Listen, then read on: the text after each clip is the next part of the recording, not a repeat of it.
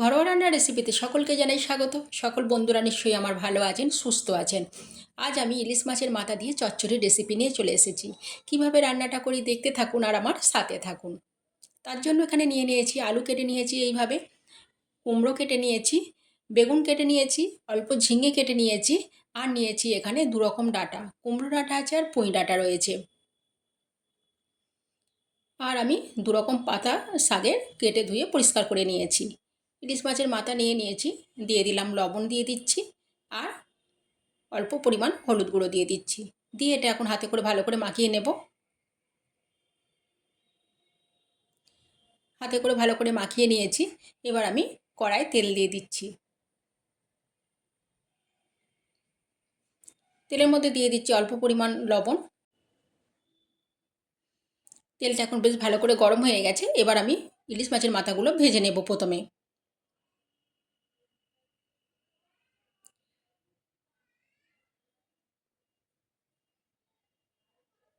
ভালো করে এবার ভেজে নেব আমি লাল লাল করে।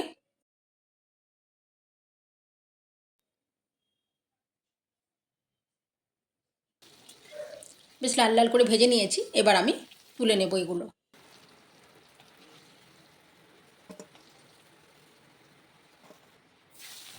এবার তেলের মধ্যে কানকোগুলোও দিয়ে দিচ্ছি। এগুলো ভালো করে এখন লাল লাল করে ভেজে নেব।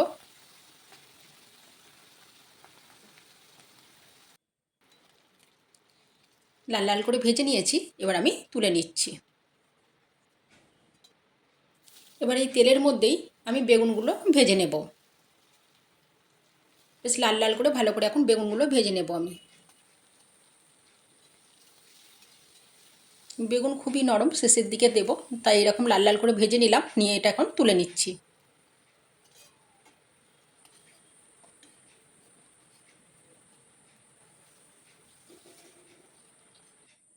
এবার এই তেলের মধ্যেই আমি আলুগুলো যে কেটে রেখেছিলাম সেগুলো দিয়ে দিচ্ছি।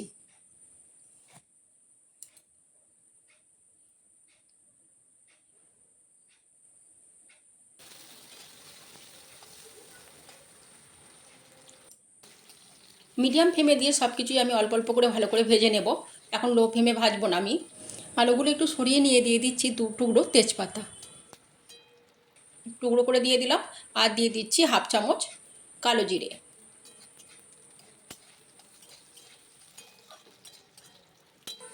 দিয়ে এবার এর মধ্যে দিয়ে দিচ্ছি কুমড়োগুলো।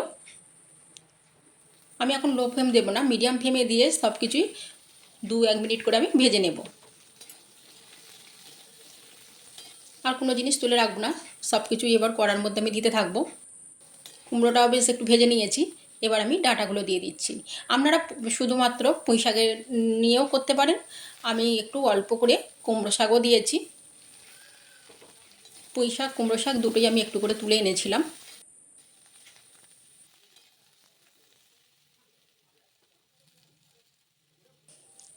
এবার ঝিঙেগুলো দিয়ে দিলাম।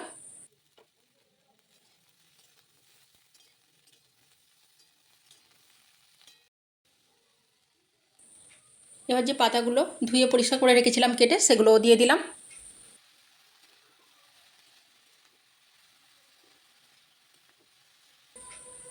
খুব কচি শাকগুলো, বুঝতে পারছেন, একদম ডগ কেটে নিয়ে এসেছি।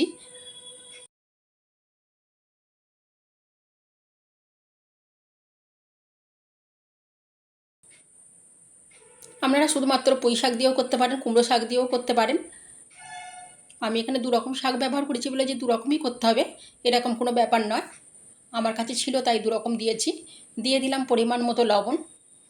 দিয়ে দিচ্ছি 1 চামচ হলুদ গুঁড়ো, হাফ চামচ ধনের গুঁড়ো আর হাফ চামচ লঙ্কার গুঁড়ো দিয়ে দিচ্ছি। দিয়ে এটা এখন ভালো করে আমি এখন কষিয়ে নেব।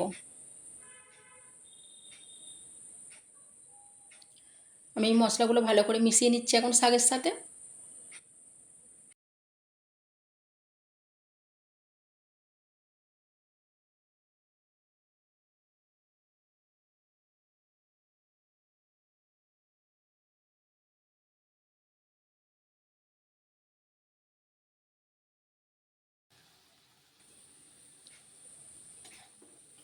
দুটো কাঁচা লঙ্কা দিয়ে দিলাম, চিড়ে দিয়েছি।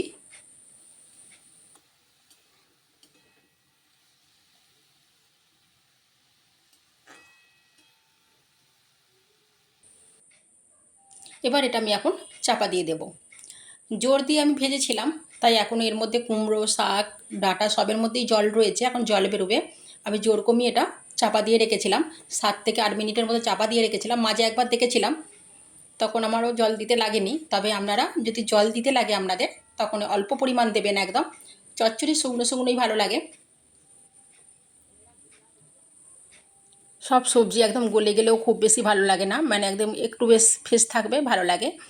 আমি এখন এবার বেগুনগুলো যে ভেজে তুলে রেখেছিলাম সেগুলো দিয়ে দিচ্ছি, দিয়ে এটাও ভালো করে মিশিয়ে নিচ্ছি।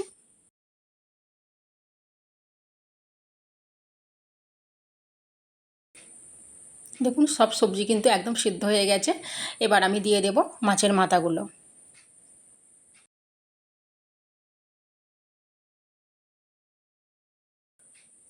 ইলিশ মাছের মাথাগুলো দিয়ে একটু ভালো করে একটু ভেঙে দিচ্ছি।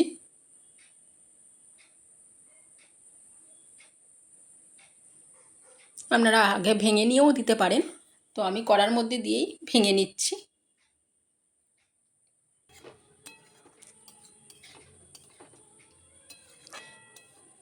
আমার কিন্তু একটু জল দিতে লাগেনি, এ থেকে যে জল বের হয়েছে তার মধ্যেই চচ্চড়িটা রান্না হয়ে গেছে।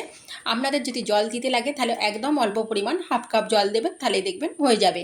আর দিয়ে দিলাম 1 চামচ চিনি, এটা অপশনাল, আপনারা দিতেও পারেন নাও পারেন। চচ্চড়িতে একটু মিষ্টি দিলে ভালো লাগে, তাই একটু দিলাম। আর কোনো এতে জিরে গুঁড়ো বা কোনো কিছু, আমি গরম মশলা কোনো কিছুই ব্যবহার করব না। ইলিশ মাছের একটা আলাদার গন্ধ আছে, তাহলে সেই গন্ধটা নালে আর থাকবে না কোনো কিছু মশলা দিলে।